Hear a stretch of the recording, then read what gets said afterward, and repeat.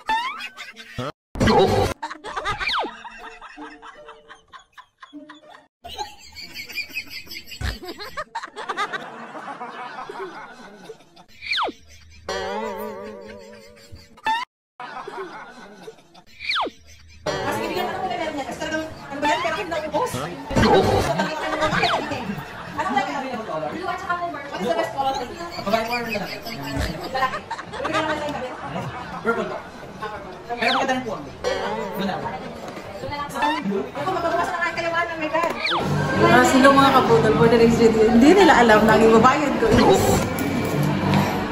parang may naamoy ako hindi maganda. Tingnan natin kung tatanggapin nila. Okay, so let's go. Magkano ang price yun, madam, sir? 9,999 po ang ating. So, pati 10,000 yes, siya. po. Okay. So, babayaran ko na siya bago niya naksan. Ang pagkatan mo, sir, 10,000 na. Ay, wag na to. Ito na lang. 10,000. Grabe naman sila. Ang daming alas, walang papa.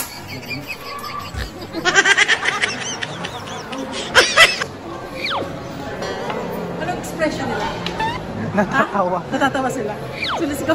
Mayroon na natin ng buhok. Baka naman iba siya ko dito sa SM Batangas. So let's go. Ano naman? It's a prank! Ay, prank lang sa inyo. Akala ko naman magalit kayo. Muntik na nga. Hindi ka na magalit. Pabayaran natin ng tamang ano, yung gusto yung papel. Prank lang po. Akala ko naman kasi baka bawal dito. Pero yun na yan. Pabayaran. Magkano yung 10? Yes po. Pangbayad talaga yun. So, babalik ko na ang kayamanan. Ngayon tatanong ba itong mayaman? Dahil sa coins. Sa coins talaga ako mayaman.